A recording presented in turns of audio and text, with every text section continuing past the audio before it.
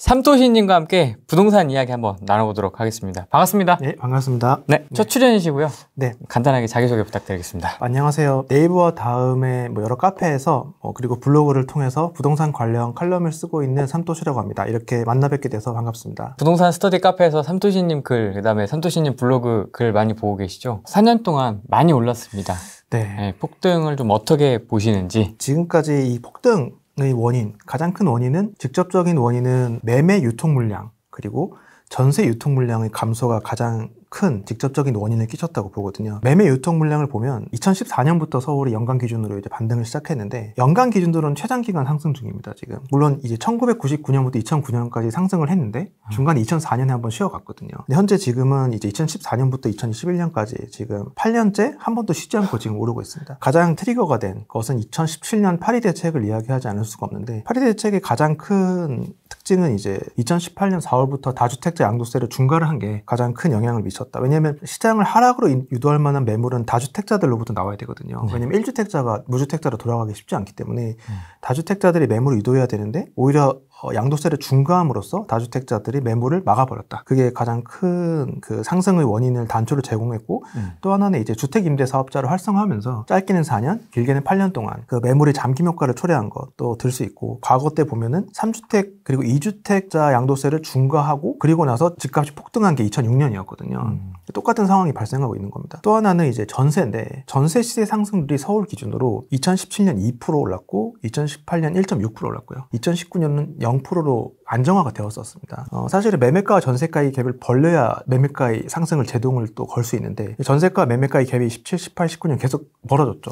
그런데 2020년에 갑자기 KB 부동산 기준으로 12%로 급등을 합니다. 임대차 3법 영향을 들지 않을 수가 없고요. 네. 이게 임대차 3법 때문에 왜 전세값이 폭등하냐 메커니즘을 물어보시는 분도 계셔서 간략히 설명을 드리면 부동산 스터디 카페 호양기님이 알기 쉽게 설명을 해주셨는데 전세 수요가 12가구고 전세 가구가 10채가 있는데 그럼 경쟁률이 1.2대 1이죠. 12대 10이니까. 그런데 이제 계약갱신 청구권을 이제 사용하게 되면서 예를 들면 8가구가 8채에 대한 계약갱신 청구권을 사용합니다. 그러면 남은 가구가 2가구고 전세 수요는 4가구가 남기 때문에 2채와 4가구가 되기 때문에 이 2채에 대한 전세 경쟁률이 2대 1이 되는 거거든요. 1.2대 1에서 2대 1이 되기 때문에 전세값이 폭등을 했다. 결국은 전세 유통 매물을 감소시킨 게 임대차 3법입니다. 그렇기 때문에 사실은 서울 집값은 2019년에 떨어질 수 있었거든요. 왜냐하면 과거 36년간의 데이터를 보면 서울 부동산은 6년 연속 상승한 적이 없습니다.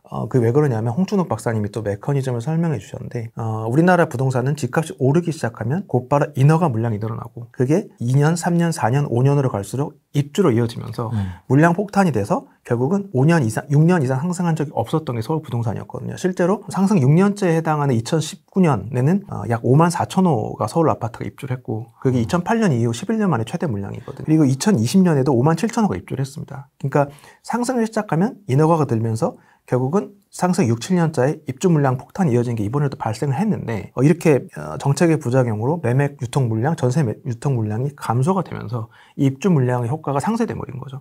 그래서 막대한 입주 물량에도 불구하고 서울 부동산이 계속 상승을 곡선을 이어가는 상황이 발생을 했다고 볼 수 있습니다. 그 서울 집값을 얘기할 때 항상 서울은 집이 부족하다 이야기 하잖아요. 네네. 그럼에도 불구하고 서울 집값도 상승과 하락을 반복하면서 지금까지 왔지 않습니까? 네네. 그러면 그 서울 집값의 이 이제 오름과 내림을 만드는 게 유통 물량이 결정적인 영향으로 봐야 되는 건가요? 네, 사실은 서울, 일단은 과거의 사례들을 봤을 때 그 입주 물량, 그러니까 서울과 광역시들의 입주 물량과 집값의 매매 상승률 상관관계를 봤더니 의외로 서울은 입주 물량과 매매 상승률 간의 상관관계가 상대적으로 좀 떨어졌었습니다. 그 말은 결국은 서울의 경우는 매물을 토해낼 수 있는 환경이냐 아니냐가 더 지배적인 영향을 미쳤다고 볼 수 있고 그것이 바로 아까 말씀드린 2004년에 3주택자 양도세가 중과되고 2005년에 2주택자 양도세가 중과되자 2006년에 집값이 폭등을 했거든요.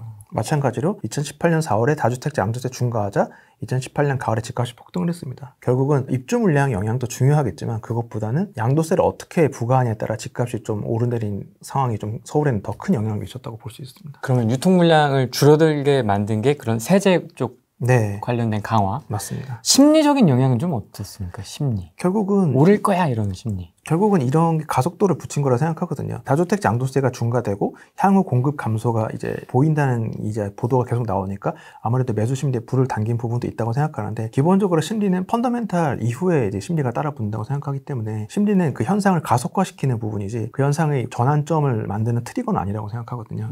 어떤 요인이 좀 가장 큰 집값 상승과 하락에 가장 큰 영향을 미친다고 보세요? 여러 가지 요인들이 있지 않습니까? 뭐 금리도 있고 심리, 또 어떤 분들은 입주 물량이고 또 어떤 분은 분양 물량을 보시는 분도 계시고요.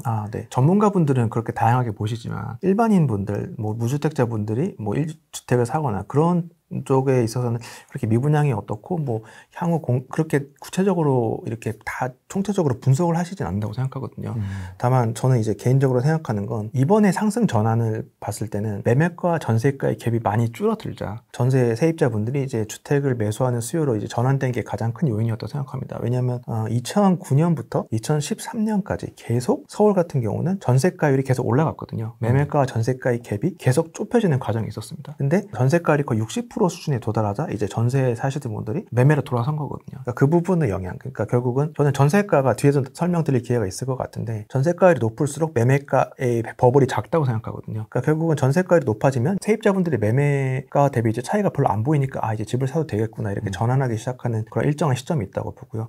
그것이 저는 이제 2013년 하반기에 전세가율이 한 60% 내외가 되자 이제 매매 수요로 돌변한 게 가장 큰 영향을 미친 게 아닌가 그렇게 생각합니다. 나눠서 한번 질문을 드려볼까요? 네. 서울, 경기, 그다음에 6대 광역시 집값은 거품인가요? 또 논란의 소지가 있을 수 있는데 개인적으로는 인천을 제외하고는 거품이라고 보고 있습니다. 제가 그렇게 판단하는 기준은 제가 요즘 좀 거론을 많이 하고 있는 지수인데 주택 구입 부담 지수라는 지표가 있습니다. 주택금융연구원에서 이제 분기마다 발표를 하는데 한 지역의 중간 소득 가구가 그 지역의 중간 가격의 주택을 구입할 때 그 주택담보대출이 원리금 상환 부담을 이제 계량화한 지수인데 고리타분한 숫자보다 이제 좀 퍼센티지로 설명을 드리면 과거 서울은 이 지수가 나온 지 14년 됐거든요. 14, 15년 됐는데 그 해당 기간 14, 15년 평균으로 서울의 중간 소득 가구가 중간 가격 주택을 구입할 때 소득의 32%를 원리금 상환 부담으로 사용했거든요. 소득이 그게 평균이었습니다. 과거 중장기 평균이었는데 참고로 전고점은 2008년 2분기로 소득의 41%를 원리금 상환 부담에 썼던 게 2008년 2분기 전고점이었는데 2021년 1분기는 소득의 46%를 원리금 상환 부담에 쓰고 있습니다. 과거 평균보다도 높지만 전고점보다 더 높은 역대 최대의 원리금 상환 부담을 내고 있는 곳이 지금 서울이거든요. 그렇기 때문에 과거 평균 대비 높게 원리금 상환 부담을 내고 있기 때문에 원리금 상환을 하고 있기 때문에 좀 그 부분이 거품으로 판단했고, 참고로 좀 지역별로 설명을 드리면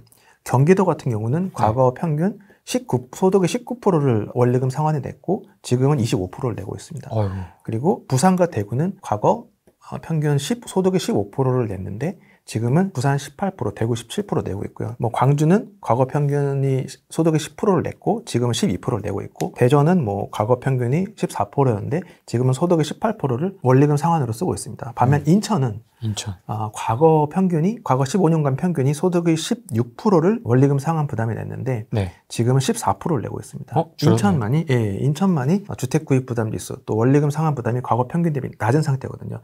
왜 이게 지수가 2021년 1분기 기준이고 2분기는 이제 지수가 다음 달에 나오는데요. 그렇기 때문에 왜 인천이 올해 들어 유독 폭등을 하는지가 이러한 저평가 국면에서 좀 확인이 된다고 볼 수 있습니다. 그러면 서울 집값이 계속 상승할 것으로 보시나요? 계속 전망을 이야기하는 사람 입장에서는 이제 언젠가 틀릴 거에 굉장히 두려운 상황이긴 한데 제가 사실 여러 매체를 통해 또는 제가 책을 내고 있는데 그런 책이나 매체를 통해서 2019년부터 계속 2021년 급등, 22년 또 오를 것이다라고 전망을 한 이유가 있습니다. 그 이유가 첫 번째는 저는 이제 미래 전망을 볼 때 수요, 공급, 이제 유동성 세 개를 보는데 수요가 제일 애매했거든요. 왜냐하면 수요를 이제 가구 수로 보기에는 가구 수는 늘 늘어왔기 때문에 이 단기적인 등락을 전망할 수 없고, 그래서 수요를 뭐로 할까 했을 때 좀 단초를 제공했던 게 이제 2015년에 노무라 금융에서 서울의 10년차 부부의 증감과 서울 집값의 상승 하락이 일치하더라라는 거를 확인해 줬거든요. 왜 그러냐면 서울 10년차 부부쯤 되면 이제 첫 아이가 초등학교 입학할 무렵이 되니까 어딘가에 정착 욕구가 가장 강해지고, 그래서 그 주택 매수의 강력한 매수 계층이 된다는 거죠. 그래서 10년차 부부가 늘면 집값이 오르고 10년차 부부가 감소하면 집값이 떨어지더라. 이거를 발견을 해서 노무라 금융에선 10년차 부부가 늘어나는 2018년까지 집값이 계속 오를 것이다 전망했고, 실제 그렇게 됐었습니다. 왜냐하면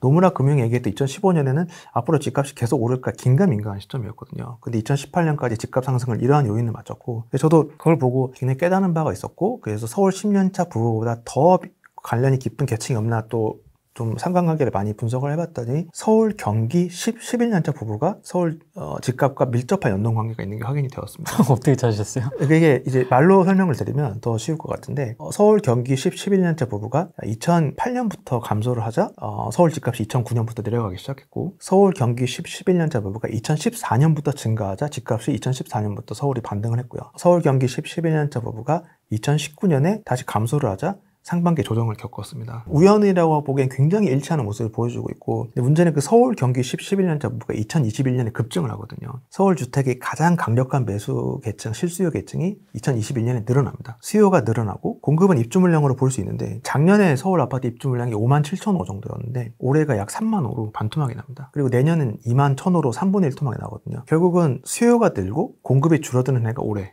이고 마지막으로 유동성인데 유동성이 뭐 역대 최대 유동성인 건 다 아시겠지만 또 하나가 있습니다. 3기 신도시 토지보상금이 지급이 되고 있거든요.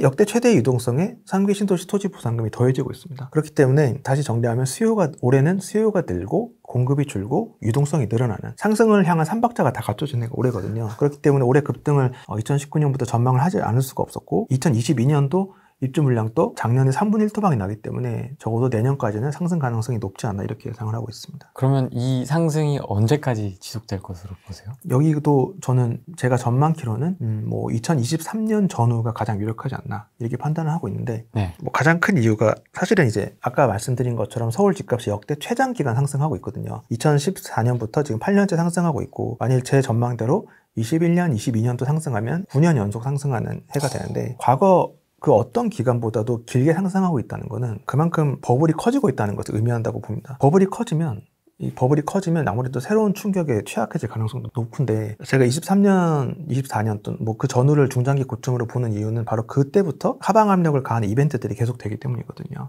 가장 첫 번째는 그 많은 기관들이 좀 서울 아파트 입주 물량이 뭐 21년, 22년, 23, 4년 계속 줄어드는 것처럼 언급하는 기관 지표나 그런 것들이 있는데 사실은 그렇지가 않습니다. 뭐냐면 2017년에 정부에서 재건축 초과이익 환수제를 피하려면 2017년 12월 말까지 관리 처분 인가를 신청해라 라고 해서 그때 수많은 재건축 단지들이 엄청나게 사업 속도를 올려서 약 7만 5천 호가 인허가를 받았거든요. 그 7만 5천 호 인허가 물량이 대부분 2023, 4년 입주를 합니다.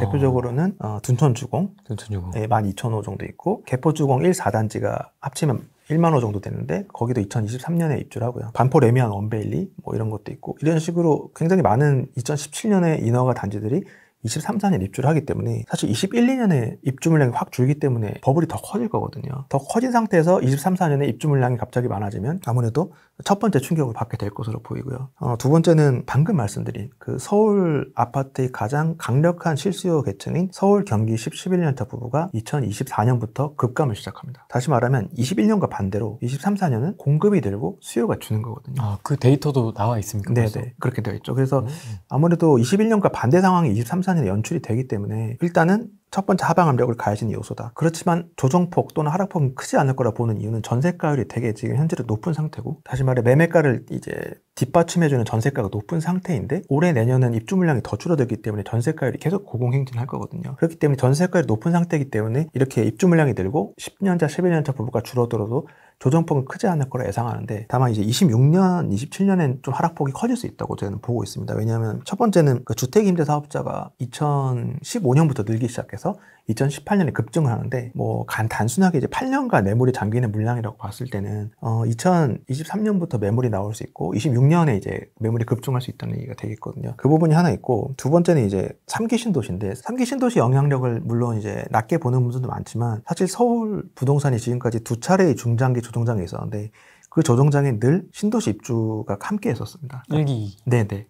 91년부터 95년까지 조정장 때는 1기 신도시 입주가 있었고요. 2009년부터 2013년까지 조정장에는 뭐 여러 요인이 있지만 그중에도 판교, 강교 입주도 영향을 미쳤다고 볼 수 있거든요. 결국은 서울 부동산의 중장기 조정장은 신도시 입주와 궤를 함께 하는데 저는 이제 2026년부터 3기 신도시가 입주를 시작할 거라고 보고 있거든요. 많은 분들은 뭐 더 오래 걸릴 것이다 보지만 제가 그렇게 판단하는 이유는 두 가지가 있는데 우선 판교, 강교 위례가 지구 지정된 지 7, 8년 뒤에 입주를 시작했었습니다. 근데 3기 신도시가 2019, 20년 지구 지정이 되었기 때문에 7, 8년 뒤면 2026년부터 입주를 시작한 가능성이 있거든요. 근데 혹자는 지구 지정에도 더 오래 걸려 어차피 그렇게 얘기하실 수 있는데 또 하나의 예가 또 판교, 광교, 위례인데 토지 보상이 된고 5년 뒤부터 새 도시가 다 입주를 시작했습니다. 지금 3기 신도시 중에 하남 교산이 84% 정도 토지 보상이 완료가 됐고 6월 말 기준, 인천 계양이 60% 진행이 됐거든요. 그 말인즉슨 3기 신도시가 6개 지역인데 그 2개 지역은 토지 보상이 이미 꽤 진척이 되고 있기 때문에 5년 뒤인 2026년부터 이 두 지역은 입주를 시작할 가능성이 있는 발생하는 겁니다. 이런 이벤트들이 계속 이어지기 때문에 24, 5년은 좀 조정 정도가 있지만 26, 7년에는 좀 하락폭이 좀 커질 수 있는 상황이 되지 않을까 이렇게 좀 보고 있습니다. 경기지 값에도 좀 영향을 미칠 거라고 보시나요? 3기 신도시가? 3기 신도시가 사실은 저는 서울의 상승에도 좀 걸림돌이 되지만 경기도에 더 큰 영향을 미칠 수 있다고 보고 있거든요. 왜냐하면 단순하게 말씀드리면 서울 부동산은 경기도 부동산이 천장이라고 생각을 합니다. 그러니까 서울 부동산이라는 천장이 오르면 경기 부동산도 그 천장이 올라가니까 좀 같이 올라가는 영향이 있었는데 이제 3기 신도시가 생기면 그 입지를 보시면 서울에 가까운 지역들이 많잖아요. 그 말인즉슨 서울 부동산보다 아래에 더 낮은 천장이 생기는 거거든요. 그 말은 의미하는 건 경기도 부동산이 이제 서울 부동산이 오르면 천장이 올라가니까 따라 올라갔지만 서울 부동산 밑에 또 하나의 천장이 생겨버리기 때문에 3기 신도시도 같이 올라줘야 그 뒤에 따라갈 수 있기 때문에 상승폭이 좀 더 제한적인 부분이 생길 수 있다 그렇게 생각을 하고 있습니다. 중장기 조정 2023년, 2024년 정도가 이제 중장기 고점 정도로 보시는 거고, 네. 그러면 그때는 저희가 좀 어떤 포지션을 취해야 되는 게 좋을지 시간이 있긴 하지만은 네. 세제가 너무 복잡해져서 네. 제가 막 이 전망을 하고 여기서 추가적으로 뭐 각자 어떤 스탠스를 취해야 되나 조언 드리긴 되게 좀 어렵다고 생각을 하거든요. 맞습니다. 다만 저는 이제 뭐 1주택자가 제일 좀 애매한 상황이라고 보여지고요. 다만 무주택자와 다주택자들로 좀 상황을 좀 구분을 해보면 네. 개인적으로는 다주택자분들은 조금씩 이제 몸집을 줄여나가거나 몸집을 줄여나가는 게 자산 규모를 줄이라는 의미는 아니고요. 양도세가 완화되면 사실 지금 상황에서는 팔기가 쉽지가 않죠. 양도세 때문에. 근데 양도세가 완화되는 상황이 많이 오게 되면 좀 보유주택수를 줄이고 좀 더 똘똘한 쪽으로 이렇게 모아가는 상황이 좀 필요하지 않을까 봅니다. 왜냐하면 양극화라는 게 꽤 오래전부터 시작이 되었고 앞으로 갈수록 심화될 거라 보여지기 때문에 정치권에서도 사실은 다주택자에 대한 규제를 약화시키기는 쉽지 않은 가능성이 높다고 보여지거든요. 특히 또 뒤에 설명할 기회가 있을지 모르겠지만 내국인 인구 감소가 시작되면 네. 양극화가 더 심화되는 것이 바로 옆나라 일본의 상황에서 확인이 됩니다. 양극화가 심화되면 무슨 소리냐면은 잘못하면 다주택자분들의 포트폴리오 내에서 물리는 지역이 발생할 수 있거든요. 빠져나가지 못하는 지역이 발생할 수 있다. 아시다시피 지금 작년부터 내국인의 이제 출생아보다 사망자 수가 더 많아지는 상황이 발생하고 있습니다. 그러니까 내국인 인구 감소가 시작되었다고 볼 수 있는데 결국은 그런 상황이 되면 이제 외곽 지역부터 이제 빠져나가지 못하는 지역이 발생할 수 있기 때문에 그런 쪽부터 이제 서서히 양도세가 완화되면 그런 쪽을 처분을 하고 좀 중앙 쪽으로 핵심 쪽으로 몰아가는 시도가 있어야 될 것 같다고 생각하고요. 무주택자 분들도 되게 애매한데 개인적으로는 사실은 뭐 집값이 내 집 한 채가 주는 그런 안정감? 또 사실은 정량화할 수 없는 되게 이점이라고 생각하는데 다만 지금 제가 전망하는 중장기 고점이 23, 4년 전후기 때문에 사실은 거의 2년 남은 거거든요. 사실 그 이후에 조정폭이 얼마나 될지는 예측하기 어렵지만 사실은 저는 조심스럽지만 이 가격대가 다시 오지 않을 가격대라고 보지 않고 있기 때문에 무주택자분들이 집을 사는 것을 말리지는 않습니다만 영끌은 위험한 시점이 되지 않았나 이런 생각을 하고 있습니다. 그럼 1주택자는? 사실 1주택자가 제가 세금 얘기를 좀 전에 했는데 1주택자는 사실은 길이 세 가지잖아요. 추가 매입을 해서 다주택자가 되거나 아니면 1주택자 포션을 유지할 때 상급지로 갈아타거나 네. 또는 이 사이클을 타려고 집을 팔고 무주택자가 되거나 사실은 근데 이 사이클을 타서 무주택자가 되는 건 사실은 되게 하이 리스크 하이 리턴인 되게 리스크가 좀 부각이 되는 부분이라 좀 조심스러운 부분이고 결국은 두 가지 다주택자가 되는가. 그런데 요즘은 특히 서울 같은 경우는 다주택자가 비율이 계속 줄고 있거든요. 서울 같은 경우 다주택자가 되려는 게 좀 뭐 취득세도 너무 강하고 종부세나 이렇게 보유세가 너무 부담이 크기 때문에 결국은 서울의 1주택자가 취할 수 있는 방법은 결국은 갈아타기인데 갈아타기도 지금은 사실은 양도세나 이런 부분이 부담이 되기 때문에 네. 갈아타려다가 오히려 다운그레이드 되는 상황이 발생할 수 있기 때문에 사실 1주택자는 지금 상황에서는 좀 움직이기 쉽지 않다고 조언 드리기 좀 쉽지 않은 부분이라고 생각이 됩니다. 무주택자분들은 조금 더 기다리는 게 나을 수도? 그게 제가 이제 기다리라는 말을 선뜻하기도 어려운 건 그러니까 그것도 애매해. 이 기다림의 시간이 되게 고통스러울 수 있긴 하거든요. 왜냐하면 저조차도 23, 4년을 중장기 고점으로 보면서도 그때까지 오를 거다. 그러면 무주택자분들은 기다린다가 또 향후 2년 또 오른다고 봤을 때는 그 상승을 지켜보는 과정도 굉장히 고통스러울 수 있기 때문에 마냥 기다리라는 말씀을 드리기 어렵고 다만 사시더라도 이제 영끌은 좀 조심해야 되지 않나 이렇게 말씀을 좀 드리고 싶은 상황이고요. 좀 조심스럽지만 제가 보는 중장기 저점은 꽤 뒤거든요. 그때까지 기다리라기는 사실은 상당히 힘들 수 있는 부분이긴 하죠. 사실은 뭐 작두타는 거의 수준이 돼버리는데, 제가 23, 4년에 많이 진짜 제 전망대로 고점을 찍고 내려가기 시작하면 저는 이제 3기 신도시 입주되는 26, 7년에도 좀 하락폭이 클 것 같고, 하지만 서울 경기요? 네. 다만 서울 뭐 수도권은 마찬가지지만 지난 36년간 서울이 단 한 번도 5년 이상 하락한 적이 없거든요. 최다 하락폭이 이제 4년이었기 때문에 어떤 정당이 정권을 잡더라도 부동산이 장기간 하락을 용인할 정도는 없거든요. 정말 서울이 그렇게 23년, 4년에 고점을 찍고 몇 년간 내려가면 그 어떤 정부도 부양책을 꺼내들 수밖에 없고 27년은 대선이 있는 해입니다. 그러니까 정말 예를 들면 제가 아까 말씀드린 23년에 고점을 찍고 내려가기 시작하다가 26, 7년에 3기 신도시 입주로 더 내려가면 27년 대선은 어떠한 후보도 부양책을 들고 나올 거거든요. 사실 부양책을 들고 나오면 서울 부동산은 좀 과거 경험 사례를 봤을 때 반등을 못할 가능성이 높기 때문에 그때 전후가 또 다른 저점이 되지 않을까 이렇게 좀 사실 예상을 하고 있습니다. 제가 아까 말을 빠뜨렸는데 3기 신도시 입주해봤자 서울의 전세가에도 영향을 못 줄 것이다 라고 하는 분들이 계세요. 실제 그렇지 않다는 게 확인이 됐습니다. 뭐냐면 최근 몇 년 동안 가장 입주 물량이 많았던 수도권 지역이 이제 동탄 2신도시.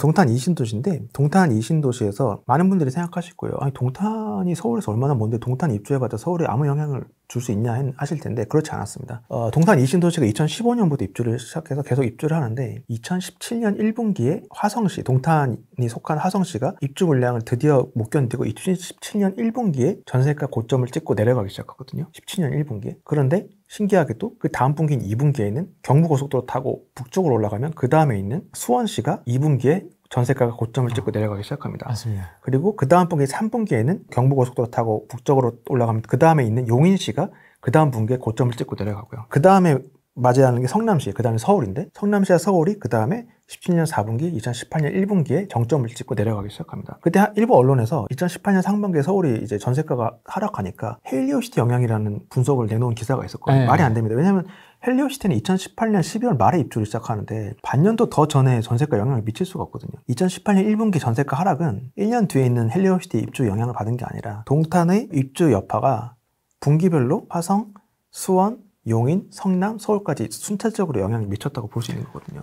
따라서 동탄보다 훨씬 가까운, 서울에 훨씬 가까운 3기 신도시 입주는 서울 아파트 전세가에 영향을 미칠 가능성이 높다 이렇게 보고 있습니다. 3기 신도시를 이렇게 막 가볍게 여길 게 아니네요. 전세가에. 물론 이제 매매 수요의 분산에는 한계가 있지만 전세는 이제 전세가를 끌어내릴 요인은 될 수 있다고 보거든요. 근데 진짜 삼토시님은 딱 주장을 할 때 이 딱딱 나오네요. 데이터가. 근거가 딱. 이유가 뭐냐면 근거가 뭐냐면 이게 딱딱 나오네요. 그게 정확하게. 데이터는 이제 거짓말 안 하니까 그렇기도 하고 사실은 데이터를 이제 악의적으로 가공하면 그게 이제 문제가 되지만 제가 사실은 뭐 개인적으로는 계속 중요시하는 부분이 유주택자의 편도 무주택자의 편도 안 되는 걸 목표로 하고 있거든요. 중립? 네네. 그렇게 해서만 중립적인 이야기를 할 수 있기 때문에 데이터도 객관적으로 가공을 하더라도 한쪽에 튀어지지 않게 가공하려고 노력을 하고 있습니다. 집중하게 됩니다. 강남에 사는 친구가 삼토시님 책 선물로 줘서 삼토시님을 알게 되었습니다. 아, 감사합니다. 유축이가 온 거 보죠? 이게 가장 최신 건데. 이 책, 사실 올해 책 저는 은근히 기대하고 있었는데 네. 그 포지션이 안 달라지셨다고. 아, 네. 제가 블로그 통해서 말씀을 최근에 드렸는데 2018년 초부터 작년 말까지 매해 한 권씩 책을 냈지만 네.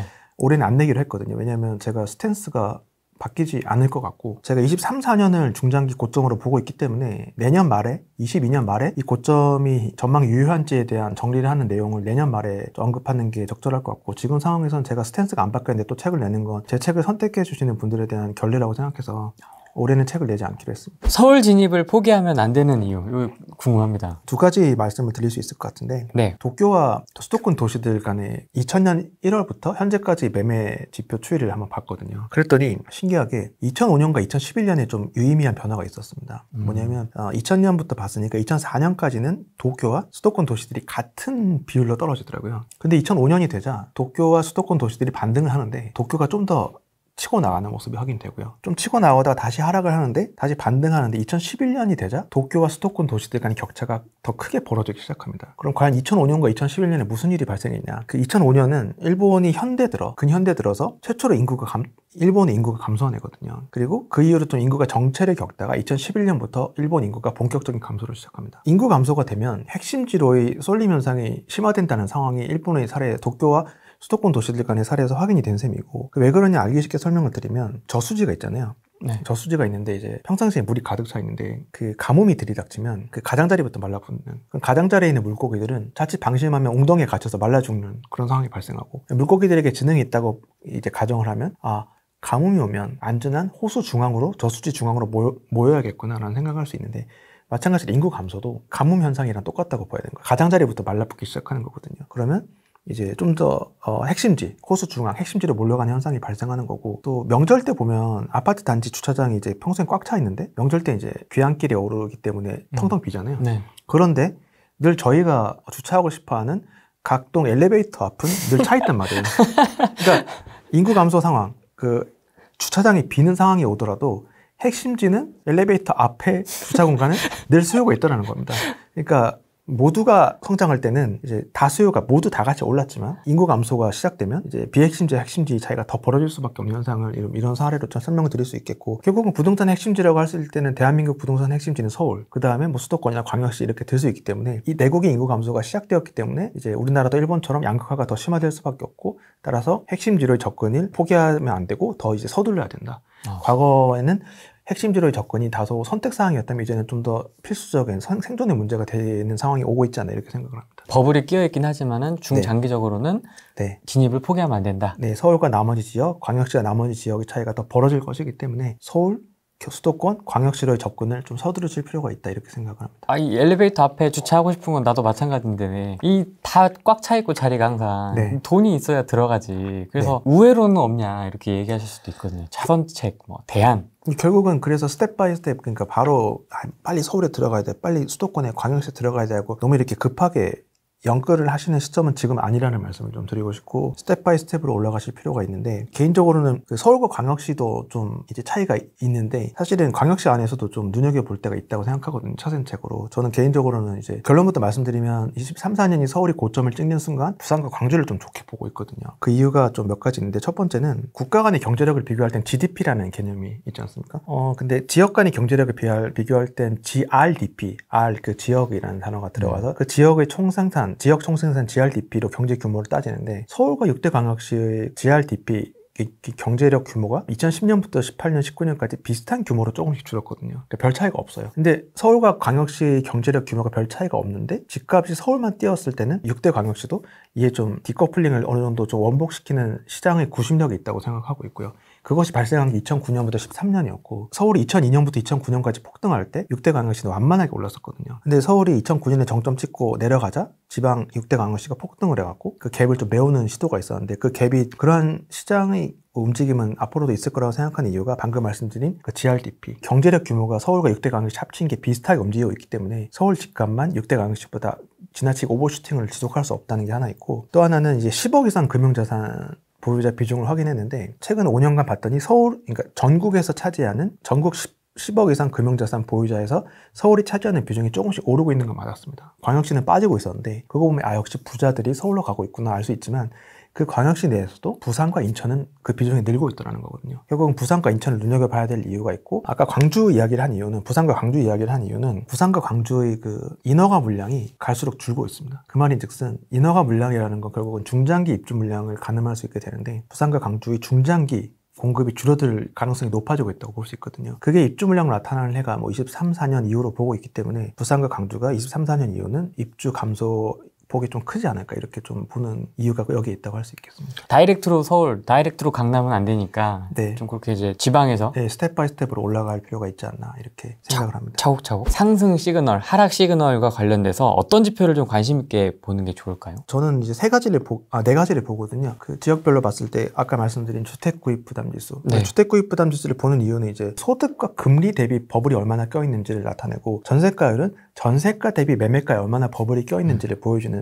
지표이기 때문에 두 가지 지표를 애용하고 있고요. 많은 분들이 착각하시는 것 중에 하나가 2009년부터 13년까지 서울 집값이 떨어졌을 때 그게 2008년 하반기에 발발한 글로벌 금융위기 때문으로 보는 분들이 대다수이시거든요. 사실은 그렇지 않았습니다. 왜냐하면 KB부동산은 이제 한강 이남과 이북으로 이제 편의적으로 나누고 있는데, KB부동산 데이터를 보면 한강 이남은 글로벌 금융위기가 발생하기 전인 2007년 상반기에 이미 정점을 찍었거든요. 글로벌 금융위기 때문에 정점을 찍은 게 아니라 2007년 상반기 한강 이남의 전세가율이 37%밖에 안 됐었습니다. 근데 대신에 한강 이북은 그때 똑같은 시기에 전세가율이 50%였기 때문에 한강 이북은 더 계속 올랐던 거거든요. 그러다가 2008년 하반기에 42%까지 내려가자 한강 이북도 정점을 찍었습니다. 결국은 전세가율이 굉장히 낮을 때 매매가가 정점을 찍은 거거든요. 글로벌 금융위기 때문이 아니라. 그런데 금융위기가 발발하고 2009년에 정부에서 5차례 금리를 인하시키고 마침 그때 위례 신도시 토지보상금이 풀리기 시작하자 서울 부동산이 2009년에 다시 반등을 했거든요. 그러다가 이 반등폭 여전히 전세가는 별로 안 오르는데 매매가가 또 반등을 했기 때문에 전세가율이 더 떨어져 버려서 한강 이남은 2009년 말 되면 36%, 한강 이북은 41%로 2007, 8년보다 더 주저앉게 되면서 이 매매가와 전세가의 괴리를 견디지 못하고 매매가 하락이 시작된 겁니다. 근데 현재 전세가율이 55%를 넘고 있거든요. 서울이 매매가가 정점을 찍기엔 여전히 전세가율이 높은 상태다라고 말씀드릴 수 있는데 문제는 주택구입 부담이 있습니다. 아까 말씀드린 것처럼 과거 전고점이 2008년 2분기에는 소득의 41%를 원리금 상환 부담에 쓰는 수준이었는데 서울이 지금 46%거든요. 역대 최대 원리금 상환 부담이 있기 때문에 사실은 집값이 더 이상 오르기 힘든 상황이었습니다. 이 소득의 41%가 되게 유의미한 지표인 게 뭐냐면 이 수준에 달한 게 2008년 2분기랑 2018년 4분기였거든요. 근데 아시다시피 2008년 2분기 때 이 수준까지 달하자 집값이 중장기로 떨어졌고 2018년 4분기에도 이 수준까지 달하자 아파트값이 상반기 그 다음 6개월 정도 조정장을 겪었거든요. 그래서 소득이 41%를 원리금 상환 부담에 사용하는 수준이면 이때 정도가 집값의 고점이구나, 단기든 중장기든 고점이구나라 생각할 수 있는데 지금은 46%까지 쓰고 있는데도 집값이 계속 오르고 있다. 그 이유는 전세가가 너무나 강력하게 집값을 이제 지탱해주고 있기 때문이거든요. 사실은 그러니까 이제 과거와 달리 이제 순수하게 집을 사기에는 집값이 너무 비싸졌어요. 그런데 전세가율이 너무 높으니까 이 갭 투자가 가능해지면서 이 갭 투자로 집값이 계속 밀어올려지고 있고 역대 최대의 원리금 상환 부담에도 집값이 계속 오르는 이유는 전세가율이 여전히 높기 때문입니다. 실제로 제가 여기 오면서 확인해 봤는데 서울의 갭 투자 비율이 오히려 갈수록 늘고 있거든요. 2020년 1월에 서울의 갭 투자 비율이 34%였습니다. 그리고 4월에 39%, 7월에 36%, 그러니까 30%대를 오가고 있었거든요. 작년에 갭 투자 비율이. 근데 올해 1월에 43%로 뛰고요. 올해 4월에는 52%로 50%를 돌파합니다. 이 갭 투자 비율이 반증하는 건 지금 계속 신고가가 나오고 있지만 이게 순수하게 완전히 자기 자본으로 대출을 껴서 자기 자본으로 사는 비율보다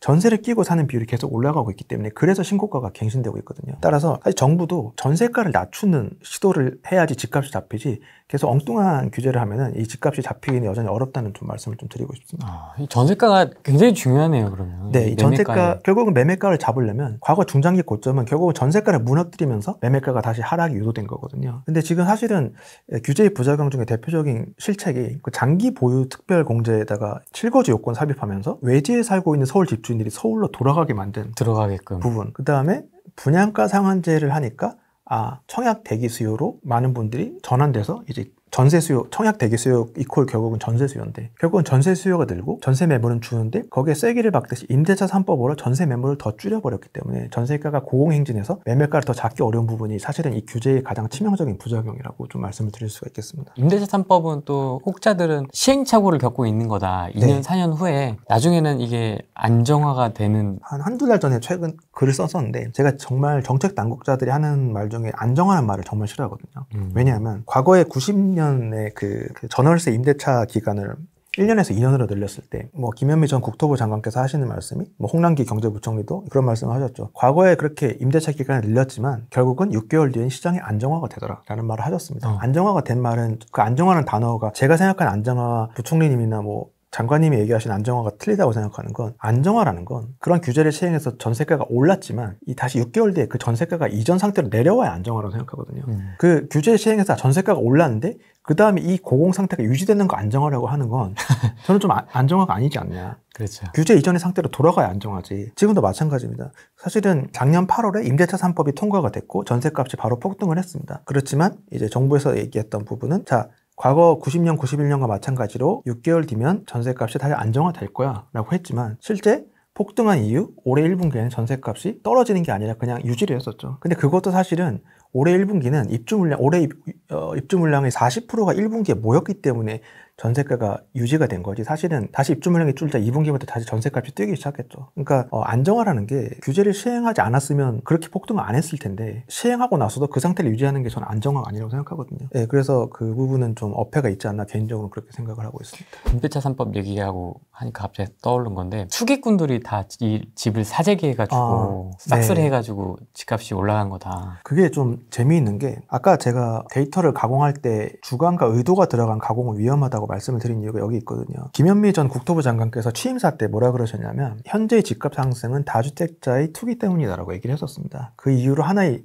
사례를 들었죠. 2017년 5월 본인이 취임할 때 2017년 5월에 강남 4구의 주택 거래 현황을 보니 2016년 5월 1년 전인 2016년 5월 대비해서 5주택자 이상의 그 매매 건수가 약 53% 늘었다. 그러므로 다주택자들이 집값을 끌어올린 거다. 이렇게 해석을 하셨거든요. 사실은 김현미 장관이 얘기하신 53% 증가율이 맞습니다. 그러면 일반인들이 받아들이기엔 정말 다주택자들의 집값을 사재기해서 서울 집값이 2017년에 올랐구나 이렇게 생각할 수 있는데 그 이면을 보면 이 비중을 봐야 되거든요. 5주택자 이상이 그때 매입한 건수가 98건으로 서울 전체 거래량의 3%였습니다. 그리고 3주택자 이상으로 넓혀봐도 그 비중이 7%였거든요. 그러면 근데 무주택자와 1주택자가 산 비중은 84%였습니다. 그러면 서울 집값을 2017년 5월에 끌어올린 건 3%의 비중을 가진 5주택자 이상일까요? 84%의 비중을 가진 무주택자 1주택자일까요? 비중으로 보면 명확히 드러나는 거거든요. 5주택 이상이 53%를 샀다 해도 그 비중이 2%에서 3%로 늘어난 거지. 여전히 무주택자, 1주택자 분들이 84%를 차지해서 그분들이 집을 샀기 때문에 집값이 오른 건데 엉뚱하게 다주택자들을 니네가 많이 늘었으니까 니네가 집값을 끌어올렸어라고 엉뚱하게 통계를 해석해서 이분들을 공격하니까 규제가 잘못된 방향으로 가는 거고 실제 파리 대책이나 뭐 그런 여러 가지 대책 때문에 2018년부터 서울은 다주택자가 오히려 감소하는 시장이 됐거든요. 실제로 2018년에 1주택자가 훨씬 늘고 2, 3주택자는 줄어들었습니다. 그 2019년도도 보면은 1주택자가 많이 늘고 2, 3주택은 거의 스테이거든요. 근데 아시다시피 2018년에 집값이 급등을 했잖아요. 다주택자가 줄고 1주택자가 늘었는데 2018년에 집값이 급등한 것은 다주택자들을 소위 말해서 이렇게 집중 타격을 해서 되는 시장이 이미 서울이 아니라는 거거든요. 서울은 이미 1주택자가 견인하는 실수요 시장으로 이미 2018년부터 전환이 되었고 계속 다주택자들만 이렇게 겨냥을 해봤자 서울의 집값이 잡기엔 좀 엉뚱한 핀포인트 타격을 하고 있는 게 아닌가 이렇게 생각을 합니다. 결국은 서울의 전세값을 잡아야 되는데 계속 전세값을 올리는 규제를 시행해버린 게 작금이 사태의 또 하나의 원인이지 않나 싶고요. 그래서 개인적으로는 사실은 차기 정권이 누가 들어설지 모르지만 사실은 차기 정권이 규제를 원복하는 상황이 발생하면 좀 서울의 중장기 고점이 좀 더 땅가질 상황도 올 수 있지 않나 이런 생각도 좀 하고 있습니다. 원상복구가 누가 되더라도 쉽지 않지 원상복구는 쉽지 않죠. 왜냐하면 현재 여당이 지금 180석을 갖고 있기 때문에 결국은 법제화할 수 있는 국회가 이제 여당이 절대 권력을 지니고 있기 때문에 사실은 혹여 야당이 차기 정권을 잡는다 해도 이 상황이 좀 빠르게 원복되기는 좀 쉽지 않을 것으로 보고 있긴 합니다. 그럼 지금 서울 경기는 실소유장이라고 보는 게 맞을까요? 제가 사실 모르는 거 솔직하게 얘기해야 되는데 경기도는 사실은 제가 다주택자 비율을 따로 보지 않았고요. 서울만 좀 봤는데 2018년 이후는 1주택자가 견인하는 시장이 서울은 지금 되고 있습니다. 제가 보는 모든 통계는 KB 부동산이라서 상대적으로 정치권이 입김이 안 들어가는 데이터로 보고 있기 때문에 굳이 문제는 되지 않을 것이라고 생각하고 있습니다. 아니 정부에서 발표하는 통계를 이제 못 믿겠다고. 거기는 좀 민감한 부분이라 제가 또 따로 말씀드리고요. 네, 그거는 뭐 각자 판단하시면 될 것 같고요. 포트폴리오를 넓게 가져가는 스타일이 아니고요. 주로 이제 수도권이나 서울을 눈여겨보고 있는데 기본적으로 과거의 단연간의 데이터를 보면 서울은 오버슈팅과 경착륙의 반복을 해왔었습니다. 그러니까 뭐냐면 서울 집값을 잡냐 못 잡냐가 해당 정권의 되게 정책의 주요 이제 바로미터가 되었기 때문에 사실은 과거 정부에서 이제 집값을 잡으려고 사실 노태우 정권 때도 그렇고 노무현 정권 때도 그렇고 현재 문재인 정권도 그렇고 되게 아이러니했던 건 서울 집값을 잡으려고 신도시를 발표를 하거든요. 네. 근데 서울 집값 잡으려고 신도시를 발표했는데 신도시가 조성되기 전에 토지보상금이 풀리잖아요. 그래서 그 서울 집값이 더 올려버리는 거예요. 펀더멘탈 이상으로 더 올려버리는 거죠. 토지보상금 때문에. 그리고 입주할 때 이 버블이 꺼지면서 경착륙을 해오는 신도시 때문에 오버슈팅과 경착륙이 다 일어나는 상황이 발생을 해왔고 지금도 마찬가지라고 보여집니다. 그래서 이 오버슈팅과 경착륙 사이를 좀 잘 조심을 해야 되는데 기본적으로는 이제 아까 말씀드린 매매가의 버블이 어느 정도 껴있는지를 판단하는 주택구입 부담 주택 평균 중장기 평균 아래에 사는 건 문제가 없다. 왜냐하면 이제 최소한 허리 아래에서 사는 거기 때문에 안전하다고 볼 수 있고 왜냐면 늘 오버슈팅을 해왔기 때문에 허리 아래에서 사도 머리까지는 갈 길이 많이 남았다고 볼 수 있는데 예를 들면 뭐 욕심이 있으신 경우는 난 바닥에서 사고 싶어 그런 분들이 있을 수 있는데 사실은 바닥을 맞추는 건 거의 불가능하다고 생각하거든요. 왜냐하면 바닥이라는 건 결국은 하락장이 굉장히 긴 하락장 끝에 반등이 되는 게 바닥인데 중장기 하락장처럼 이렇게 공포가 시장을 지배하는 상황에서는 바닥을 맞추기가 되게 어려운데 한 가지 팁을 좀 말씀드리고 싶거든요. 그러니까 무릎에서 사는 건 가능하다. 왜냐하면 서울은 이제 지금까지 데이터를 보니까 중장기 하락장을 마치고 상승을 했는데 1년만 상승하고 다시 꺾여 내려간 적이 없거든요. 중장기 하락장을 겪고 1년 상승하면 그게 확인되면 그 이후 향후 최소 3, 4년은 더 올랐어요. 그 말인즉슨 중장기 하락장 끝에 1년 상승하면 이때 들어가도 앞으로 3, 4년은 최소 오를 거기 때문에 이때 들어가면 최소 무릎에 살 수 있는 그런 상황이 되기 때문에 좀 눈여겨볼 유용한 팁이 아닐까 생각을 하고요. 사실 서울 부동산이 이제 뭐 항공모함 같아서 한번 방향을 틀면 바로 다른 방향으로 전환이 쉽지 않거든요. 관성의 법칙이라고 할 수 있겠죠. 중장기 하락장 끝에 1년 정도 상승하면 이미 상승으로 방향을 튼 거라고 해석을 하셔도 되니까 그때 들어가시면 상당히 낮은 무릎 상태, 무릎 정도밖에 안 되는 상황에서 사는 걸로 좀 보셔도 되지 않을까 이렇게 생각을 합니다. 그럼 반대로 저는 머리 꼭대기에서 팔고 싶습니다 이런 분들이 있거든요. 사실 매도는 막 그런 말 있잖아요. 매수는 기술의 영역이고 매도는 예술의 영역이다. 그만큼 매도가 더 어렵기 때문에 그런 말이 있는데 사실은 이것도 아까 말씀드린 게 주택구입 부담지수가 2008년 2분기랑 2018년 4분기가 전고점이었거든요. 그때 찍고 집값이 좀 조정을 겪었기 때문에 주택구입 부담지수의 2008년 2분기랑 2018년 4분기 수준을 눈여겨보면 되겠구나 라고 생각할 수 있는데 지금은 그걸 전고점을 다 추월해버렸잖아요. 결국은 지금과 같이 전세가율이 높고 유동성이 강할 경우는 오버슈팅이 가능하다는 점이 되기 때문에 사실은 매도 시점을 되게 잡기는 어려운데 지금 눈여겨볼 건 결국은 전세가율이 좀 하락 전환해서 일정한 수준 이하로 내려가면 그때는 이제 슬슬 매도를 검토할 필요가 있지 않나 그렇게 생각을 합니다. 그 홍춘욱 박사님도 주택 구입 부담지수 이걸 굉장히 중요하게 보시더라고요. 사실은 결국은 통화량이 아무리 뭐 풀렸든 적게 풀렸든 많이 풀렸든 간에 결국은 내가 이 집을 살 때 이 원리금 얼마나 파냐가 되게 직접적으로 가게에 와닿는 지표이기 때문에 내가 소득의 40%를 내냐 30%를 내냐 이게 되게 중요한 지표이기 때문에 그래서 이 부분이 좀 중요하지 않나 싶고요. 지금 말씀드린 2008년 2분기, 2018년 4분기에 이게 고점을 찍으니까 집값 조정을 겪었던 상황이 확인되고 있으니까 이 부분이 좀 중요한 지표고 또 하나는 이제 PIR이라고 그러죠. 소득 대비 집값보다도 이제 저금리를 분석 도구로 추가했기 때문에 현재 저금리 상황이 반영된 지표이기 때문에 의미가 있는 지표라고 생각하고 있습니다. 좀 뭉뚱그려서 한번 여쭤볼까요? 세금 규제나 지역 규제나 이런 것들을 피하고 뭐 취득세 중과 양도세 중과 뭐 이런 것 때문에 오피스텔로 아파텔이라고 하죠. 네. 아파텔로 이제 가시는 분도 계시고 생활형 숙박시설로 가시는 분도 계시고 또 어떤 분들은 이제 공시가격 1억 이하로 가시는 분도 네네. 계시고 또 어떤 분들은 팔고 똘똘한 걸로 합체하시는 분도 계시고 출혈이 있음에도 불구하고 이제 다양한 형태로 이제 좀 움직이고 있는데 이런 투자자들의 다양한 움직임을 좀 어떻게 보시는지. 유동성이 워낙 강하다 보니까 이 유동성의 힘이 굉장히 동시다발적으로 다양한 형태의 상승으로 나타나고 있다고 생각하거든요. 저는 이 유동성이 강한 상황이 지속될 경우는 그런 다양한 투자가 문제가 없다고 보여지거든요. 지역도 그렇고 사실은 전국적으로 다 오르는 것도 유동성이 워낙 강하니까 다 같이 오르다가 저평가된 지역이 보이면 그쪽으로 많이 몰려가셔서 또 매입을 하다 보니 전국적인 상승, 다양한 투자 형태로 나타나는데 사실은 방금 말씀드린 것처럼 이제 인구 감소를 봤을 때는 지역은 조심해야 될 필요가 있다. 그런 말씀을 드리고 유동성이 이제 회수되기 시작하는 시점에서는 이 다양한 투자 형태도 다시 옥석 가리기가 시작되지 않나 보여지거든요. 금리. 네, 금리죠 결국은. 그래서 지금 한국은행에서 이제 금리 인상을 계속 시사를 하고 있는데 금리 인상이 이제 해봤자 많이는 안 될 거예요. 많이는 안 되나 금리 인상이 좀 예를 들어 좀 더 이제 우리 예상을 뛰어넘는 수준으로 계속될 경우는 이제 옥석 가리기가 시작되기 때문에 다양한 투자 형태는 좀 이제 투자 형태나 포트폴리오는 축소하는 게 낫지 않나 이렇게 생각을 하고 있습니다. 금리는 어느 정도까지 영향을 좀 줄 거라고 보세요, 우리 부동산? 금리가 사실은 이번에도 이제 한국은행이 이제 금리 인상한다고 했을 때 그 영향력이 뭐 있을 것이다 없을 것이다 되게 의견이 분분하더라고요. 저는 사실은 거의 아파트 얘기만 하고 있어서 아파트로 말씀드리면 저는 영향이 있다고 생각하거든요. 왜냐하면 그 이유는 아까 말씀드린 것처럼 원리금 상환 부담이 역대 최대이기 때문에 여기서 금리 인상을 맞이하면 사실은 이 등에 엄청나게 제일 지금까지 살다 오면서 가장 많은 짐을 지고 있는데 이 짐에 뭘 조금 실어봤자 뭐 얼마나 큰 차이가 있겠냐라고 말하실 수 있지만 새로 들어가는 분들은 이 부담이 되게 클 수 있거든요. 그렇죠. 그래서 지금 이미 짐을 지고 있는 분은 사실은 금리 조금 올려봤자 괜찮을 수도 있습니다. 그러나 신규 진입하시는 분들은 이 많은 짐에 또 하나 짐이 짊어지면 진입을 포기할 수 있기 때문에 신규 진입 여력이 깎아진다는 측면에서 봤을 때는 금리 인상은 현재로서는 부동산의 악재라고 볼 수 있습니다. 많은 분들이 2005년부터 2008년까지 금리 오를 때 집값 계속 올랐어. 금리 올려도 소용없어라 하지만 2005년부터 2008년까지 금리가 3.25%에서 5.25%로 2% 올랐는데 그때는 2005년엔 26%를 원리금 상환을 냈고요. 2008년엔 41%를 냈기 때문에 26% 소득의 26%에서 41%까지 내는 시점이 금리 인상기였습니다. 근데 지금은 46%를 내고 있거든요. 그때는 좀 몸이 가벼웠구나. 네네. 가벼우니까 좀 더 얹고 계속 얹어도 갈 수 있어 했지만 지금은 너무 많이 짊어지고 있기 때문에 여기에 또 금리를 올리면 과거의 금리 인상보다는 더 큰 부담이 되는 거죠. 그래서 그때 금리 인상돼서 집값이 올랐다고 해서 지금 금리 인상이 별 영향을 못 끼친다는 의견은 좀 아닐 수 있다. 그렇게 생각을 하고 있습니다. 현 정부의 부동산 규제 정책이 앞으로도 계속 유지될 것이라고 보시나요? 저는 유지될 것이라고 보고 있고요. 왜냐하면 그 이유는 두 가지가 있는데, 첫 번째는 이제 국회, 두 번째는 대선 후보 분들의 의견에서 보실 수가 있는데, 국회에서 보면은 얼마 전 윤호중 여당 원내대표께서 하신 말씀을 보면 임대차 3법을 폐지하는 것보단 오히려 더 강화할 뜻을 내비치셨거든요. 신규 임대차까지. 네, 신규 임대차 계약까지 전월세 상한제를 적용할 걸 검토하는지, 뭐 계약갱신 청구권 기한을 연장하는 걸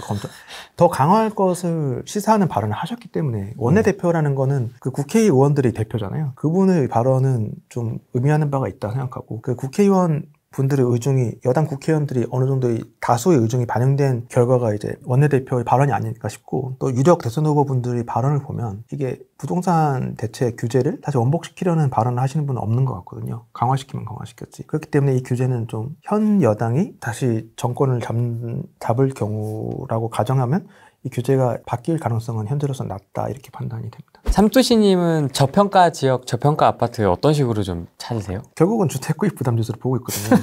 그래서 아까 초창기에 말씀드리니까 인천이 가장 저평가된 이유를 주택구입 부담지수 찾은 거고, 주택구입 부담지수가 되게 제가 좀 아쉬운 게 이 부분이거든요. 주택구입 부담지수로 과거 3년 전에 가장 저평가된 곳이 대전이었어요. 왜냐하면 대전이 너무 저평가돼 있어서 야, 이거 대전이 오를 것 같다고 그때도 책을 쓰고 있었거든요. 근데 제가 직장인이라 책을 쓰는 기간이 좀 되게 깁니다. 왜냐하면 퇴근하고 원고를 쓰기 때문에 다른 분들보다 좀 책을 쓰는 기간이 좀 긴데, 그 길다 보니까 중간에 정책이 발표되면 또 내용이 좀 바뀌기도 하고, 그때 썼을 때는 대전이 저평가돼 있는데 대전이 제가 책이 거의 마무리될 때쯤 폭등을 해버린 거예요. 그 대전이 가장 저평가된 폭등을 한 이유가 결국은 이때도 주택구입 부담지수가 가장 낮아서, 서울과 광역시보다 훨씬 낮아서 대전이 폭등을 했고, 올해도 1분기 기준으로 주택구입 부담지수가 인천이 제일 저평가되어 있기 때문에 이미 올해 상반기 폭등을 했거든요. 따라서 주택구입 부담지수는 꼭지점을 댔든 저평가된 지역을 찾든 좀 유용한 지표라고 생각을 하고요. 다만 이제 입주 물량도 좀 같이 보실 필요는 있을 것 같아요. 저평가돼 있지만 입주 물량이 향후에 많이 있다면 그 상승폭은 제한적이기 때문에 좀 그런 부분을 눈여겨보실 필요가 있을 것 같고요. 저는 저평가보다는 사실은 이제 향후 트렌드 이야기를 좀 잠깐 하고 싶은데, 트렌드. 일본이 먼저 우리나라보다 인구 감소를 겪고 있고 고령화 사회를 먼저 맞이하고 있기 때문에 우리나라가 좀 일본의 사례를 좀 눈여겨볼 필요는 있다고 생각하거든요. 근데 일본을 보니까 양극화 고령화가 초래하는 상황을 봤을 때, 고령화 인구가 늘면은 그분들이 이제 걸어 다닐 수 있는 보행의 거리에 제한이 있다 보니까 그 초역세권과 역세권과 비역세권의 차이가 더 벌어지더라는 겁니다. 초역세권이 더 각광을 많이 받는 거거든요. 재력이 있는 고령층이 더 초역세권을 선호하는 현상. 그렇기 때문에 그런 부분 좀 눈여겨보실 필요가 있고, 또 하나는 평지인 단지들이 인기를 더 얻더라는 거거든요. 이게 사실 그냥 넘어가기 쉬운데, 지금도 당연히 평지가 좀 같은 값이 낮지 생각하지만 고령층 분들에게는 평지가 주는 중요성, 가중치는 더 올라가는 거거든요. 그런 부분도 눈여겨보실 필요가 있고, 또 대형 병원 근처가 더, 지금도 인기 있겠지만 더 각광을 받게 되는, 그런 입지 변화가 고령화 사회 때 좀 입지 변화를, 그런 부분을 좀 신경 써서 보실 필요는 있을 것 같고요. 지금도 직주 근접 경쟁력이 중요하지만 앞으로는 계속 더 중요해질 수밖에 없는 건, 20대 여성의 고용률이 20대 남성의 고용률을 상회한 지 좀 몇 년 됐거든요. 그러니까 여성의 고용률이 남성보다 높아진다는 게 결국은 이제 결혼을 하게 되더라도 공동 육아의 중요성이 계속 올라가기 때문에, 공동 육아의 중요성이 높아진다는 건 직장 근처의 주거지가 더 인기를 얻을 수밖에 없다. 그래서 직주 근접 경쟁력은 지금도 중요하지만 앞으로 더 중요해질 거다. 그래서 제가 3년 전부터 계속 매년 한 5월경에 서울에 있는 그 모든 역의 출근 시간대 하차 인원 순위를 5월마다 공개를 하고 있거든요. 그 하차 인원 순위가 뭐냐면, 그 출근 시간대 하차 인원이 순위면 그 출근 시간대에 내리는 사람이 많다는 거기 때문에 거기 직장이 많다는 얘기가 되겠고, 그 순위가 사실은 2015년부터 21년까지 매해 3월의 하차 인원 순위를 5월에 공개하고 있는데 차이가 없을 것 같은데 차이가 벌어지고 있습니다. 간단히 말씀드리면, 그 서울의 서남권의 출근 시간대 하차 인원 순위가 계속 좋아지고 있어요. 서남권의 일자리가 늘고 있다는 의미가 되겠고, 동남권은 원체 이미 좋았지만 서남권의 순위가 올라가고 있고, 상대적으로 도심권의 순위가 조금씩 떨어지고 있는 모습이 확인이 됩니다. 그러니까 일자리 변화 추이가 조금씩 보이고 있는 거거든요. 서남권 하면 이제 대표적으로 뭐 마곡, 네, 여의도, 여의도, 마곡, 이렇게 뭐 가산 디지털, 구로 디지털 단지 그쪽 주변에 일자리가 출근 시간 하차 인원이 계속 늘고 있는 걸 봤을 때 그쪽 일자리가 좀 더 강화되고 있다. 그렇게 보셔도 무방할 것 같습니다. 되게 웃긴다. 그 단기간인데도 그게 변화가 있군요. 그게 되게 신기한 게, 여의도, 구로 디지털 단지 뭐 이런 쪽 순위가 계속 올라가거든요. 그러니까 여의도가 올라간다는 게 좀 의아하긴 한데. 여의도가 왜 올라가지? 그러니까 그런 부분이 사실은 그 현상만 파악했을 뿐 그 원인은 제가 파악 못했는데, 어쨌든 수치상으로는 그렇게 확인이 되고 있습니다. 그 일본 얘기 나온 김에 이 인구 감소 이슈는 좀 어떻게 보세요? 중장기적으로? 일본처럼 폭락한다 뭐 이런 얘기들. 결국은 그 사실은 아까 말씀드린 그 저수지, 주차장의 비율을 설명드렸는데 결국 외곽 지역부터 인구 감소의 타격을 받는 지역이 나타날 거고 얼마 전에 그 차태현 씨와 조인성 씨가 TVN에서 이제 시골의 한 슈퍼를 경영하는 방송이 있었거든요. 예능 프로예요? 네네. TVN에서 했었고 열흘간 화천군의 슈퍼를 이제 경영을 하면서 지역 주민들과의 소통, 따뜻한 소통이나 이야기거리가 있는 예능을 했는데 그걸 보고 막 정말 그 가슴 훈훈한 장면들이 많았지만 저는 좀 그걸 보면서 이 양극화나 이제 공동화를 다시 한번 느낀 게 거기 중학생이 한 명 찾아옵니다. 슈퍼에 찾아오는데 첫 번째는 그 슈퍼에 방문하는 분들이 대부분 고령층이셨고 이미 중학생이 한 명 찾아왔는데 그 눈에 다래끼가 나 있는 거예요. 근데 차태현 씨가 너 그 왜 병원 가서 고쳐야지 왜 병원 안 가니? 그러니까 병원이 없어요 라고 하는 거예요. 그 차태현 씨와 조인성 씨가 이게 마음이 아파서 야 내가 병원 데려다 줄게 하고 그 학생을 태우고 병원을 찾아 나섭니다. 그 방송에서는 굉장히 훈훈한 따뜻한 에피소드였지만 병원을 안과 하나를 찾으러 편도 1시간 거리를 달리더라고요.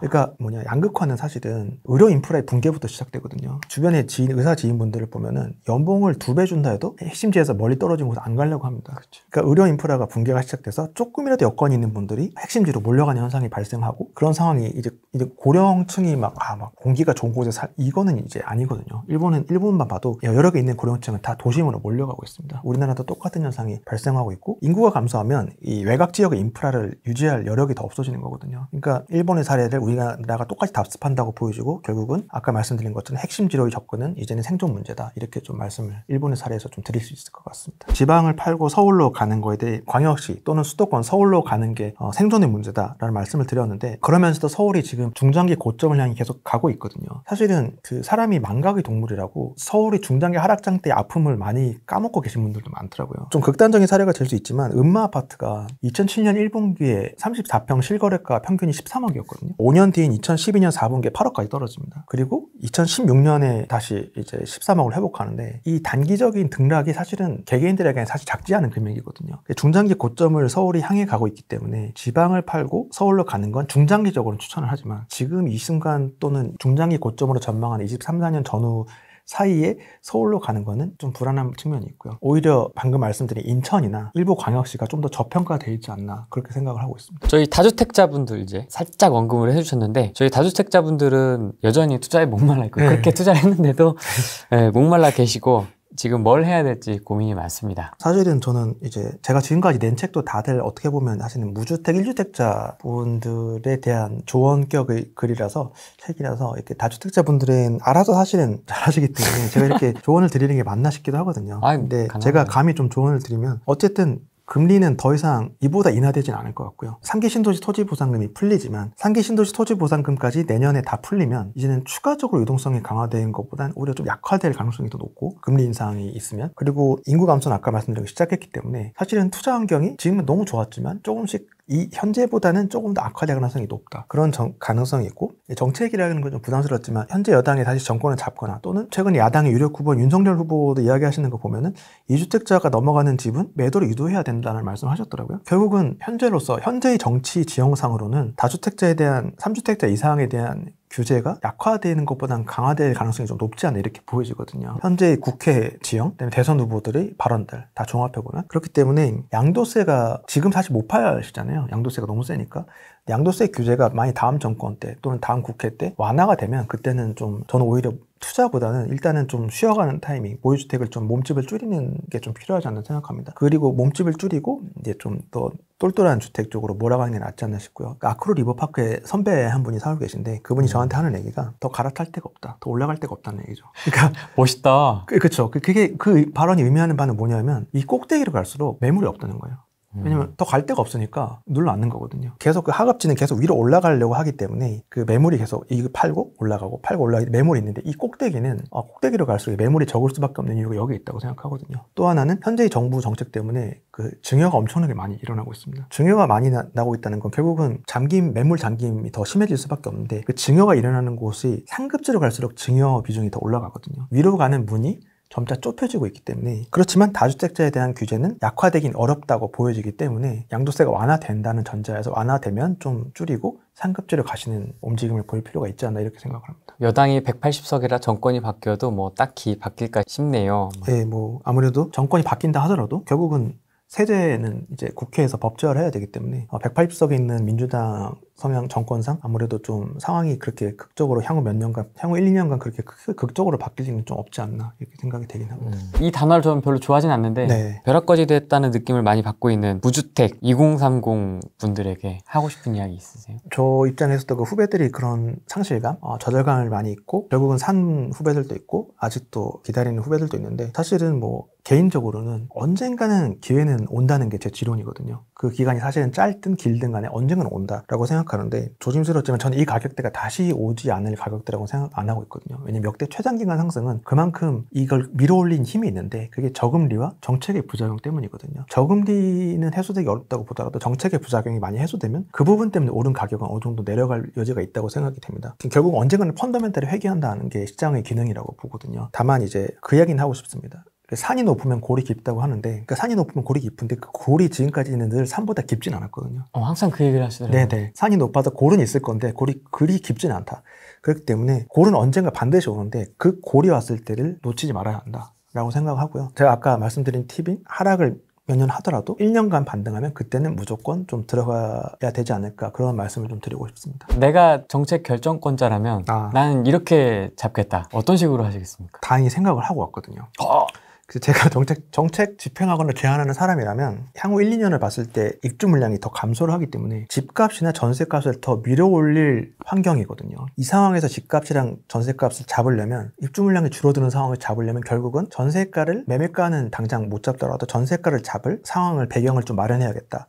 라고 봤을 때는 결국은 입주 물량이 줄어드는데 전세가를 잡는다. 그러려면 결국은 최근에 사례에서 하나 힌트가 있을 것 같아요. 재건축 조합원 2년 실거주 의무를 전면 백지화하니까 음마아파트나 성산시형 아파트들이 전세 매물이 2배로 늘어나고 전세가가 호가가 1억 이상 하락하는 상황이 발생했거든요. 거기서 힌트를 얻었는데 전세가를 잡으려면 현재 상황에서 규제를 다시 원복시켜야겠구나. 임대차 3법을 폐지하고 장기 보유 특별공제 실거주 요건 삽입한 걸 다시 없애고 사실 그것 때문에 제 주변에도 경기도에 사시는데 서울로 직장이 경기도에 살고 계신 분이 서울로 가신 분이 제가 아는 분들 몇 분 계시거든요. 그렇게 다시 그 부분들이 다시 경기도로 그분들을 회귀시키고 또 이제 분양가 상한제를 폐지해서 그럼 폐지를 하면 공급이 늘어날 수밖에 없고 청약 대기 수요가 줄 수밖에 없거든요. 그러면 전세 수요가 줄어들기 때문에 이러한 세 가지만 폐지를 해도 전세가가 좀 하방 전환하는 데 큰 도움이 되지 않을까 이렇게 생각을 합니다. 사실은 2019, 20년에 아까 말씀드린 서울 입주 물량이 54,000호, 57,000호였거든요. 11년 만에 최대 입주 물량이 들이닥쳤는데 전세값이 하락 안 한 게 제일 치명적인 실책이었거든요. 이때 전세가가 떨어졌어야 되는데 안 떨어진 건 이 규제의 부작용, 지금 말씀드린 세 가지 규제의 부작용 때문인데 이걸 원복시키면 다시 펀더멘탈 이상으로 오른 전세값이 다시 좀 하향 안정화되지 않을까. 그러면 전세값이 떨어지면 매매가에도 좀 이제 아까 말씀드린 것처럼 갭 투자 비율이 계속 늘고 있기 때문에 서울의 매매가에도 다시 간접적인 하방 압력을 좀 제공할 수 있을 거라고 생각합니다. 전세가에 영향을 미치는 규제를 다시 원복시켜야 된다고 생각합니다. 핵심은 전세가를 어떻게 내리느냐. 네. 요거네요. 그러면 이제 갭 투자를 못하게 되기 때문에 매매가가 다시 계속 신고가를 경신하기 어렵게 되거든요. 세제 완화 쪽은 어떻게 좀 보십니까? 정권이 바뀌면 누가 되든 세제 완화는 좀 있지 않을까요? 이런 분들도 있거든요. 예측은 굉장히 어려운데 지금 현재 가장 그 대권이 유력시되는 후보가 아무래도 여당은 이재명 후보고 야당은 윤석열 후보인데 두 분의 말을 들어보면 이재명 후보는 강화시키면 강화시켰지 이거보다 약화시키지 않을 것 같고요. 윤석열 후보도 아까 말씀드린 것처럼 2주택이 넘어가는 경우는 매도를 유도해야 된다라는 이야기를 매도 유도를 어떤 방식으로 할지는 사실은 모르겠는데 그게 양도세 완화를 통해서인지 아니면 현재 여당처럼 보유세를 엄청 때려서 토해내게 하는지 그거 부분은 잘 모르겠지만 어쨌든 두 분이 발언을 종합해 보면 이재명 후보는 보유세를 좀 더 강화시킬 가능성이 높아 보이고 윤석열 후보는 실수요에 대해서는 보유세를 좀 완화시킬 여지가 있지 않나 싶지만 어쨌든 민주당이 현재 180석을 갖고 있기 때문에 그 부분을 당장 1, 2년 내에 누가 정권을 잡든 간에 큰 변화는 없지 않을까 이런 생각이 듭니다. 그러니까 존버한다 이런 사람도 지금 있거든요. 두드려 맞으면서 나는 존버하겠다. 그게 제일 안전하긴 하죠. 왜냐하면 중장기적으로 우상향을 해왔기 때문에 그게 제일 안전한 방법이긴 한데 저 같은 사람의 입장에서는 그냥 이게 안전하니까 존버하시라는 건 좀 재미가 없거든요. 그러니까 사이클이 이 정도 있으니까 이 사이클을 감안해서 각자의 스탠스에 맞춰서 판단하시는 게 맞겠다는 말씀은 그게 좀 드리고 싶습니다. 6대 가격 시하면 지금 가장 사람들이 좀 예의주시하고 있는 지역이 대구입니다. 공급 물량이 많아가지고 조정이 좀 어느 정도 있을 것이다. 뭐 좀 기다려야 된다. 실거주자도 조금 기다려라. 뭐 투자자들도 관심 있게 보고 있거든요. 대구는 좀 어떻게 보십니까? 좀 재밌었던 게 제가 서울과 광역시 차이를 좀 최근에 본 적이 있거든요. 뭐냐면 매매가와 전세가가 방향을 함께하는 비중을 봤습니다. 그러니까 매매가와 전세가가 같이 오르고 같이 내리는 비중이 얼마나 되는지를 봤는데 최근 10년의 데이터를 봤더니 서울은 전체 10년 기간 중에 30%만 매매가 전세가가 함께 움직였습니다. 그런데 광역시는 대전을 제외하고 나머지 5개 광역시는 인천도 서울이랑 같이 움직였고요. 대전을 제외하고 부산, 대구, 광주, 울산 이 4개 광역시는 90%의 비율로 매매가 전세가가 함께 움직였거든요. 이 방향을? 네네. 같이 오르고 같이 내렸다는 얘기인데 그럼 그 말이 뭘 의미하냐면 입주 물량은 전세가에 영향력을 굉장히 지대하게 미치거든요. 근데 부산, 대구, 광주, 울산은 매매가 전세가가 함께 움직였다는 건 이 입주 물량이 전세가를 넘어 매매가에 영향을 지대하게 미친다는 의미가 되겠습니다. 그러니까 서울 같은 경우는 매매가 전세가가 따로 노는 경우가 많았기 때문에 입주 물량이 많고 적음이 전세가에 영향을 미쳤지만 매매가에 상대적으로 덜 영향을 미친 거거든요. 근데 4개 광역시는 입주 물량이 많으면 전세가에 영향을 줘서 매매가를 떨어뜨리는 경우가 많았다는 얘기가 되고, 근데 대구가 마침 그 물량 부담을 봤더니 2011년부터 19년까지 9년간 연평균 아파트 착공 물량이 17,000호가 안 됐거든요. 근데 2019년에 착공 물량이 약 27,000호, 2020년이 약 36,000호로 평균이 거의 2배 정도 되는 착공을 작년에 했습니다. 그리고 올해도 6월까지 착공 물량이 약 15,000호거든요. 이미 과거 9년 평균 착공 물량 정도를 올해도 이미 6월까지 거의 착공을 하는 셈이거든요. 이 말인즉슨 적어도 2023년까지는 대구의 물량 부담이 작지 않고, 또 하나 좀 걱정되는 부분은 인허가 물량입니다. 인허가 물량은 착공보다 좀 더 긴 중장기 구간의 입주 물량을 가늠해 볼 수 있는데 2011년부터 19년까지 대구 아파트 연평균 인허가 물량이 19,000호가 안 됐는데 2017, 18, 19, 20년에 연평균 인허가 물량이 약 3만 호 육박하거든요. 이 말인즉슨 사실은 대구가 23년까지 물량 부담도 작지 않지만 그 이후 구간의 중장기 물량 부담도 좀 작지 않다는 것을 시사하고 있기 때문에 대구가 앞으로도 물량 부담이 좀 상당히 좀 긴 기간 동안 시달리지 않을까 이런 좀 예측을 좀 해볼 수 있습니다. 그리고 말씀드린 것처럼 부산, 대구, 광주, 울산은 전세가 매매가가 함께 움직이기 때문에 입주 물량의 여파가 전세가에 영향을 미치고 그것이 매매가에도 영향을 좀 미치지 않을까 이렇게 좀 보고 있습니다. 그 확정 편향이라는 말이 있는데요. 확정 편향. 결국은 자기가 생각하고 싶은 대로 생각하는, 자기가 이게 부동산도 되게 명확한 것 같아요. 내가 상승론자면 상승에 대한 주장을 계속 섭취를 하고 거기에 맞는 데이터를 섭취를 하고, 하락론자 분들이라면 또 하락에 대한 주장 또는 하락에 관련된 데이터만 섭취하려는 경향이 있는데, 그렇게 되면 아무래도 좀 이렇게 자기 스탠스를 계속 좀 유연성 있게 가져가는 분들에 비해서 좀 위험에 처할 수 있는 가능성이 있다고 생각하거든요. 물론